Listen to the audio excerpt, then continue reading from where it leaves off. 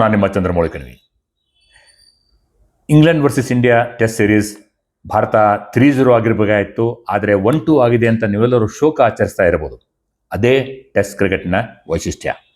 Real test of technique, temperament, skill, patience, stamina, character, perseverance etcetera etcetera. 3 ಟೆಸ್ಟ್ಗಳಲ್ಲಿ ನೀವು 15 ದಿನಗಳ ಕಾಲ ಅತ್ಯಂತ ಇಂಟೆನ್ಸ್, ಎಕ್ಸೈಟಿಂಗ್, ಡ್ರಾಮ್ಯಾಟಿಕ್, ಫುಲ್ ಪೈಸಾ ವಸೂಲ್ ಕ್ರಿಕೆಟನ್ನು ನೋಡಿದ್ದೀರಿ. T20ಯಲ್ಲಿ 20 ಓವರ್ಗಳಲ್ಲಿ ಬೌಂಡ್ರಿ ಸಿಕ್ಸರ್ ಭರಿತ 290 ರನ್ಗಳನ್ನು ನೋಡೋದಕ್ಕಿಂತ ಭಾರತ ಕೊನೆಯ ದಿನ 55 ಓವರ್ಗಳಲ್ಲಿ ಗಳಿಸಿದಂಥ 112 ರನ್ ಜಾಸ್ತಿ ಎಕ್ಸೈಟಿಂಗ್ ಆಗಿತ್ತು ಅಲ್ವೇ? ಲಾರ್ಡ್ಸ್ನಲ್ಲಿ ಯಾವಾಗಲೂ 5ನೇ ದಿನ ಅಂದರೆ ಸೋಮವಾರ, ವರ್ಕಿಂಗ್ ಡೇ, ಜನ ಬರಲ್ಲ ಅಂತ ಟಿಕೆಟ್ ಪ್ರೈಸನ್ನು ಅರ್ಧ ಮಾಡಿರ್ತಾರೆ. ಆದರೆ ನಮ್ಮ ಫ್ಯಾನ್ಸ್ ಕೇಳ್ತೀರಾ? Sold out, full house.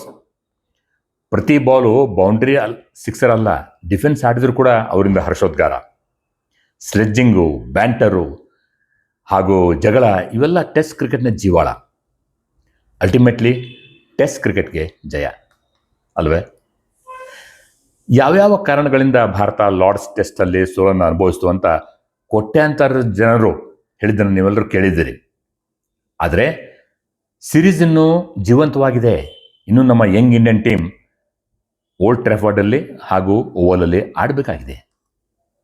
ಕೊನೆ ಮಾತು ಲಾರ್ಡ್ಸ್ ಟೆಸ್ಟ್ನಲ್ಲಿ ನಿರಾಶಾದಾಯಕ ಅಂಪೈರಿಂಗ್. ಇನ್ಎಕ್ಸ್ಪೀರಿಯನ್ಸ್ಡ್ ಬಾಂಗ್ಲಾದೇಶಿ ಅಂಪೈರ್ ಶರ್ಫುದ್ದೌಲಾ ಹಾಗೂ ಫಾರ್ಮರ್ ಆಸ್ಟ್ರೇಲಿಯನ್ ಫಾಸ್ಟ್ ಬೌಲರ್, ಹಿರಿಯ ಅನುಭವಿ ಅಂಪೈರ್ ಪಾಲ್ ರೈಫಲ್ ಅವರು ಬರೀ ತಪ್ಪು ಡಿಸಿಷನ್ಸ್ ಕೊಟ್ಟಿದ್ದು ಅಷ್ಟೇ ಅಲ್ಲ, ಅವರಿಗೆ ಆನ್ ಫೀಲ್ಡ್ ಕಂಟ್ರೋಲೇ ಇರಲಿಲ್ಲ.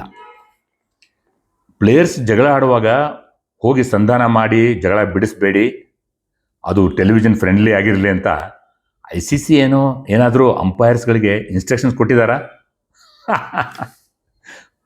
ಬ್ಯಾಡ್ ಜೋಕ್, ಸಾರಿ.